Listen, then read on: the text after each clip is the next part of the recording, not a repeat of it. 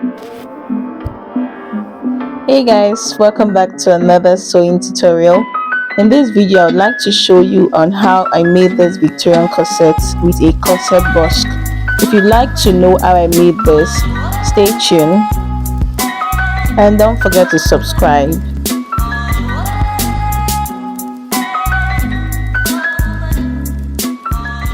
So I've cut out the pieces for the back. I added half-inch allowance on the sides of each of the pattern to serve as my sewing allowance, but I didn't add to the side part because I've already added sewing allowance already, and I also did not add to the up and the bottom, which reason I'll explain later. So I've cut out the pattern for the front. I added half-inch allowance on the sides of each of the pattern. Then at the side parts, which already has sewing allowance of 1.5 inch, I did not add any allowance again. Then I also did not add allowance to the up and the bottom part. Then at the middle part where the busk is going to be, I added 1 inch allowance where my busk is going to sit on.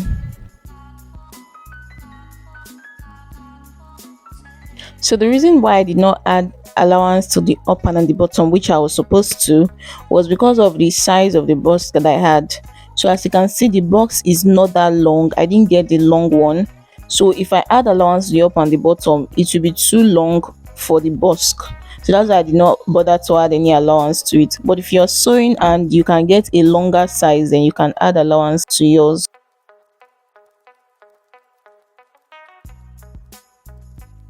So the same way you've cut on your fabric, you're cutting exactly the same thing on your lining without adding any extra to it.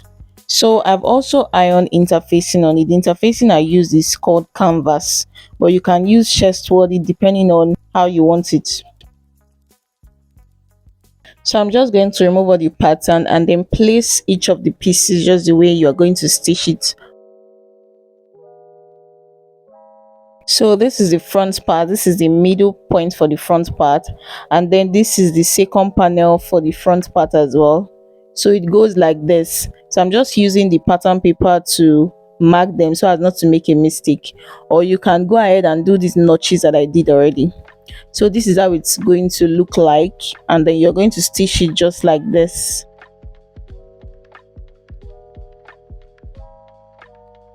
So the way I place them like so, I'm going to join them together and pin them, and then I'll take it to my sewing machine and stitch it down with 1/2 inch.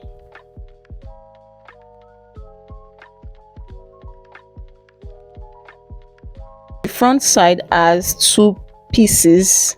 What I mean is you're joining 3 of this panel on one side, then these other 3 panel on the right on one side as well. So it's going to form 2 pieces after you finish joining them. So this is the back part now. This is one of the back parts.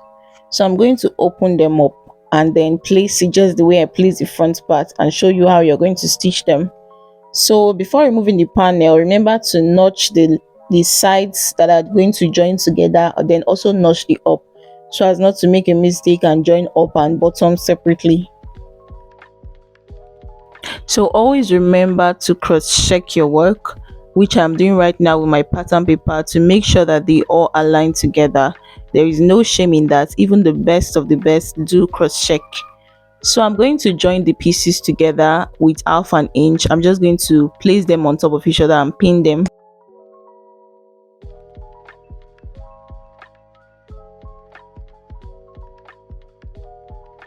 So first of all, I'll start joining the front panel together. Then I'll make sure that they both align together at the up. I'll start from the up and sew to the bottom part. Sew with 1/2 inch, and when sewing, try to maintain that shape of the breast cup.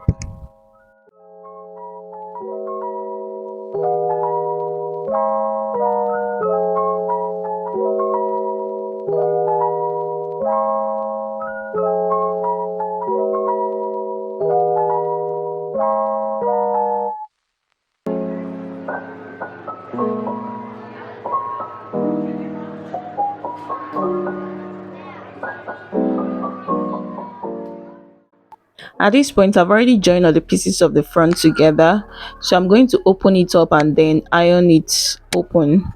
I'll iron all the seams open, and then at the breast part I'm going to use my tailor's arm, also known as breast ball, to iron it open. So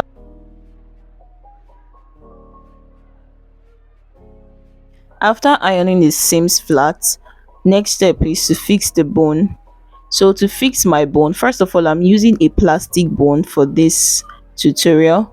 So to fix the bone, I'm going to stitch the space that is going to contain the bone. So if it's half an inch bone you have, you're going to stitch half an inch, but I think mine is like quarter of an inch. So I'll place it on the space that I have and then mark the inch that I'm going to stitch down. So I'll stitch it on both sides of the seams. So I'll stitch it on one side of the half an inch and on the other side. So before inserting my bones after stitching down the seams, one thing I like doing is curving the up and the bottom parts after cutting the length of the bone I want. So I'll curve it with my scissors before inserting it.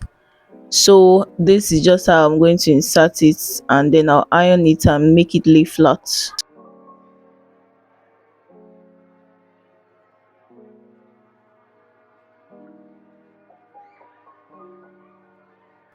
So this is how it should look after you've inserted it. This is the back pattern, and I've gone ahead to iron it to make it relax. So one thing I forgot to add was that, as you can see, the bones are not starting from the beginning point to the ending point. I gave a space of about half an inch on the both side from the beginning to the end point, so that when turning it with my lining it's not going to touch the bone. So next step, I'm going to shape in the dress. I'll be removing 1.5 inches, which is the actual allowance I added before when cutting the pattern. So I'll be doing this for my fabric and also for my lining. So after doing that, I'm going to trim out the excess allowance, leaving like half an inch, and then I'll iron it open and create a space for my boning channel, just like the way I did for the other pieces. So I'm going to do that and come back and show you how it turned out.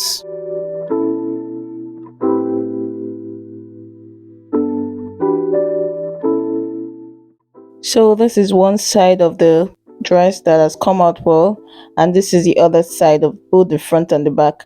So as you can see, the size that I explained, I have sewn it and inserted my bone as well. So the next up, I'm going to be turning it with my lining. So I've already gone ahead to shaping my lining as well.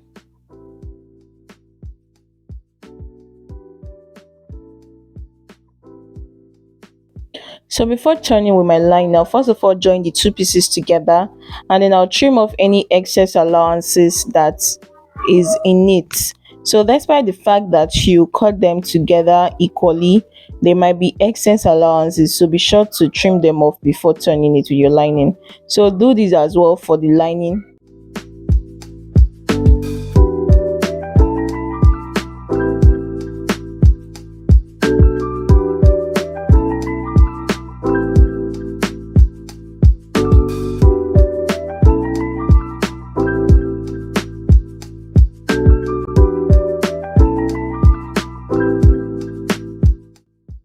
So now we can turn it to the lining after making sure that they are all equal from the up to the bottom. So then to turn it with your lining, first of all turn the upper parts. So I'm just going to pin them down and then take it to my sewing machine and sew, and then top stitch the lining parts.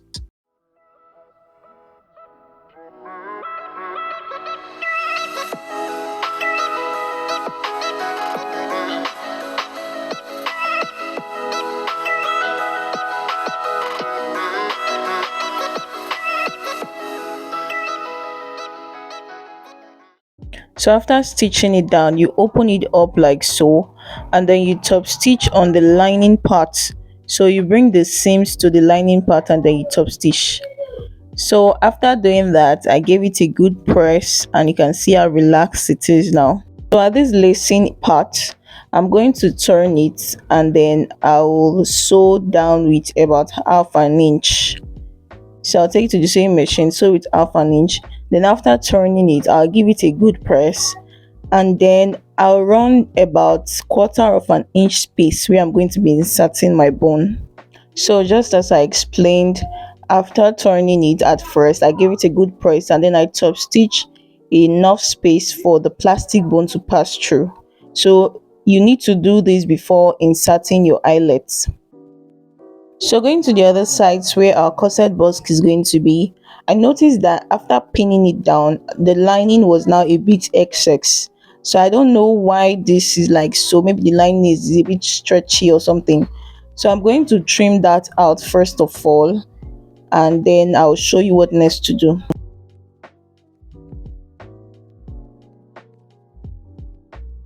So I'm going to remove the pins.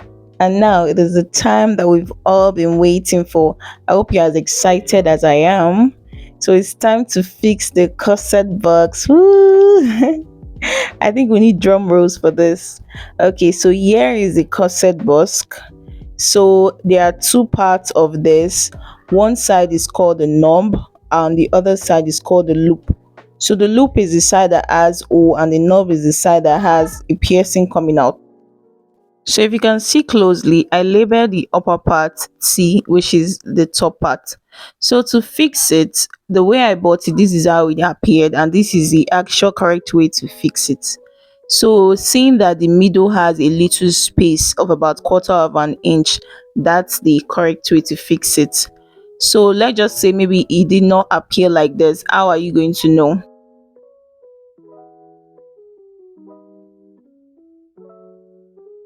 So when fixing your corset box to your fabric, if you place it on top of your fabric, the loophole should be at the left side and then the knob should be at the right side. But if you're wearing it on your body, the loophole will be at the right side and then the knob will be at the left side. So just as there's a right way of fixing, there's also a wrong way of fixing it. When you fix it like so and it's now overlapping, this is the wrong way of fixing it. After fixing it like so and it appears wrong, it's going to be opening on your body. So to know the correct way, you can see that the knob is closely to the left, it's not at the middle point. So when you see it closely to the left, just know that that's the right way of fixing it, and then you fix your loophole having that space.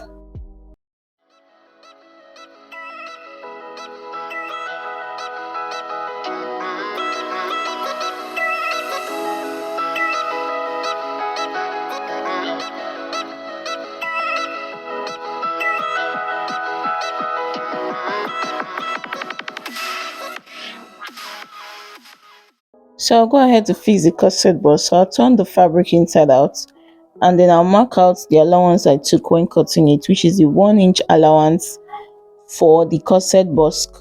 So I'm going to mark it down and that's the point I'm going to be following.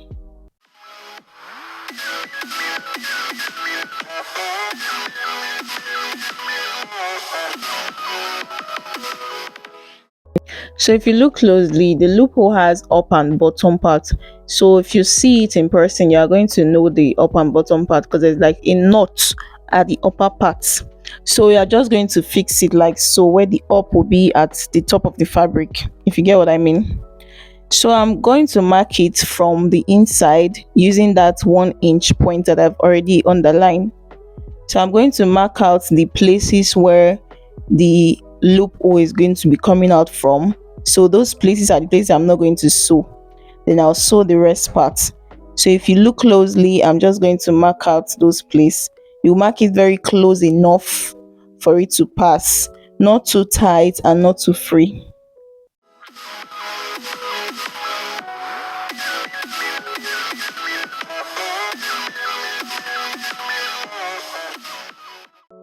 So when sewing, I'll start from the upper part. I'll sew it together with my lining and then I'll sew and tie at one of the points there, then give a little space, then continue sewing, then tie there, and then I'll give another space. So make sure you tie so that when you insert your loophole, it's not going to be losing. So I've already gone ahead to stitch it off camera. As you can see, I'm just cutting out the thread of the spaces left out.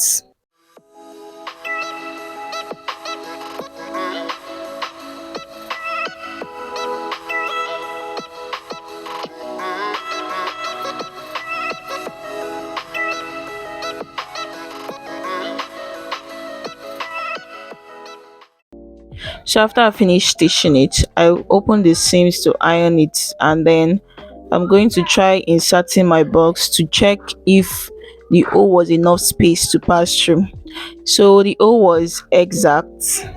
So then I'm just going to insert it and then pin it down.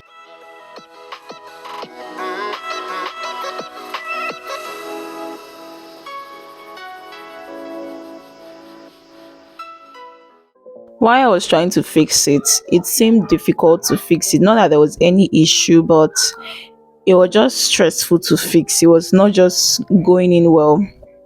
But I later figured that it was because of the excess allowances I added. Like maybe that was the issue. So I trimmed off the allowance a bit, and then I was able to fix it well later on.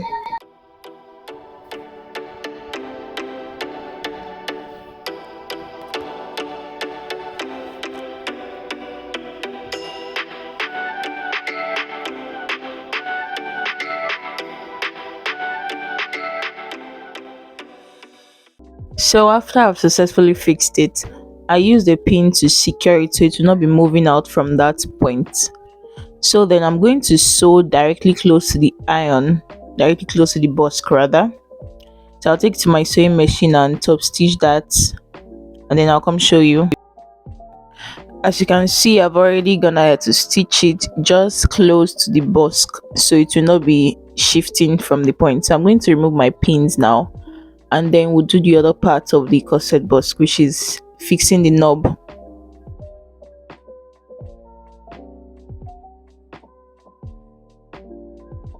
So for fixing the knob, I'm still going to turn it inside out, and I'm going to mark that 1 inch that I took as an allowance for the corset box line.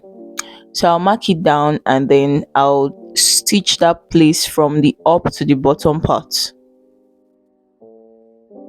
So the difference between this one and the loophole part is that I'll first of all sew it down, and then before inserting the knob part of the busk. So I've gone ahead to sew it, and I gave it a good press to make it relaxed. So to know the exact point for the knob, I'll bring back my loophole parts for the corset busk, and then I'll mark out on that hole. I'll use my chalk to mark it at the middle point so that I'll know where the knob part is going to be when I insert it inside my fabric. So that's just what I'm doing right now. So when you're marking, make sure that the two pieces are joined together. The loophole part should not be on top of the other one. It should just be like together, joined together. So that's just how I did it. So I am done marking it out now.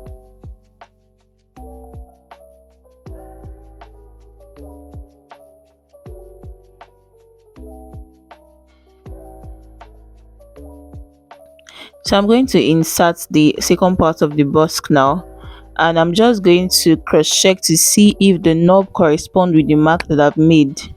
So I'll insert it and take it directly to the end part to cross check if the mark is just at the exact point of the knob. So it turns out that all of them are equal. So I'm just going to pin it down. After doing this, I'll pin it down just like the way I pin the loophole part that is close to the edge. I'll fasten it with my pin, and then I'll go ahead to my sewing machine and mash it down to secure the iron so it will not be shifting out from that particular space.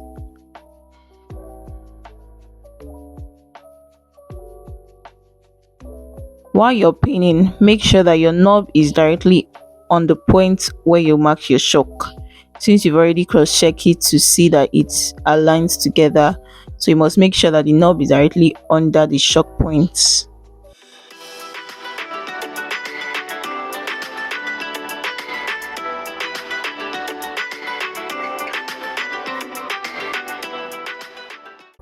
So like I said one time, there is no shame in cross-checking multiple times.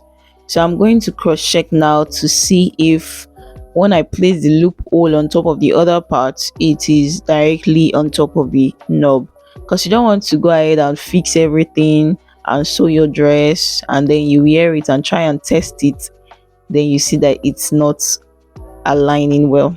I mean, that is a disaster. So that's where you now have to go and stitch it again from the beginning. You lose and then you stitch, which you don't want. So I've gone ahead to sew down the part of the knob, and then it is now relaxed. I've removed my pin as well. To open up the knob from the fabric, you'll be needing a razor blade and a small screwdriver, which I already have here. So I'm going to make a little cut on each point where you have the knob coming out. I'll make a little cut, and that cut should not be too wild. It should just be small enough to show that the knob is already coming out. And then make sure not to scrape it too much so you don't give your busk a scratch or anything. So after doing that, I'll use my screwdriver to push down the fabric to secure that space, that knob space. So just watch closely and see how I'm doing it. So if the cut that you made on that knob area is too wild, it's going to be bringing out your fabric, and the fabric is not going to secure the knob parts, so it's not going to be looking fine or looking well, which you don't want. So that's why I'm going to explain more for that. You make a little bit of cut when you notice that the knob is showing, then you use your screwdriver to shocking the fabric down, like just push it down enough that the knob will be coming out fully. Then when you've done so, move ahead to the next one till you're done with everything.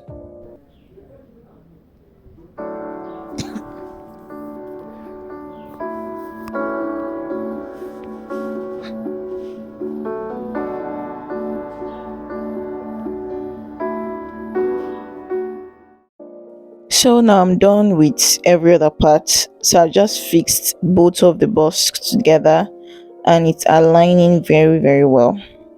So moving on to the next. So I'm just going to trim out the excess from the bottom part and make them equal before biasing it. Then for the bottom part, since we're not going to be turning it, like I said, I'm going to bias the bottom part.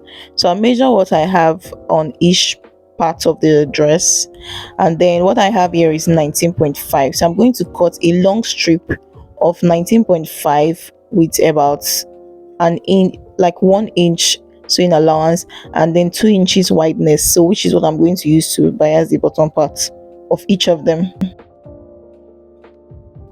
So I've already gone ahead to cut out the pieces, and then I added my sewing allowance for the length of it, and then the 2 inches wideness. So then after doing this, now I'm going to show you how I'll bias it to the fabric. So this is the dress, and then I brought out a little space, which is the ½ inch sewing allowance on each side, and I'm just going to sew it on one side of the front, or you can sew it from the back, just like your normal way of biasing. And then after doing that, you turn it over, fold out the edges, the rough edge, and then you top stitch it, forming a bias at that point. But you must remember that before fixing the bias, you must first of all fix all the bones space that is remaining. So I have not fixed the bones for the eyelet part, which I'm going to do before fixing my bias. So I'm going to fix the bones for the sides now. Remember I said that before fixing the bone, you must curve it from the up and at the bottom as well, to make it not to be rough. So then after doing that, now I'm going to insert the bones before fixing the bias.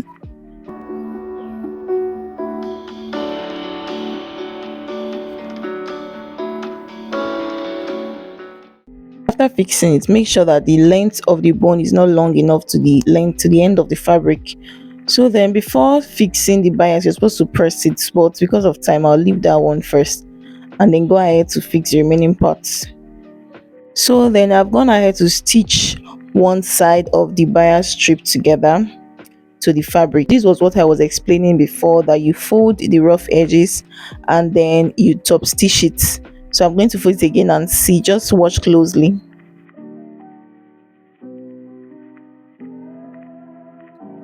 So I'm just going to pin it down before sewing because this part can be very tricky. Most times when stitching this area it can be twisting.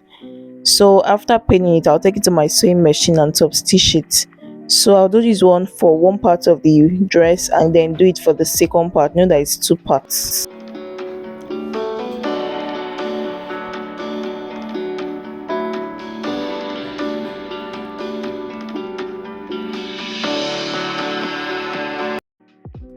So I'm just trimming the inside part because it's making it to be very very thick, which I don't want. I want it to be slim, like flat.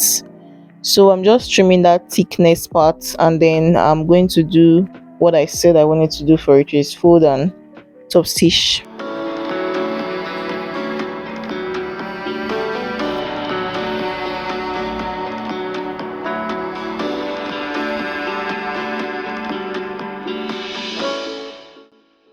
So we've come to the end of this class. If you stayed watching this video till the end, please drop a love emoji on the comment section so we know the real MVPs in this channel. Alright, thank you guys for enduring to this time. I know it's quite a long video. I'll try to be making short ones from now henceforth. So I hope you like this video. Please give this video a thumbs up and don't forget to subscribe. So this is me wearing my outfit. It looks so amazing. I love that the waist is snatched. I can even snatch it more than that, like to have a 9 inches waist. Just kidding. Anyways, looks so pretty. You can pair it with a bodycon dress like I'm wearing like this, or you can pair it with a jean trouser or a baggy trouser. Anyone. It's an outfit that you can wear in almost everything, anything at all.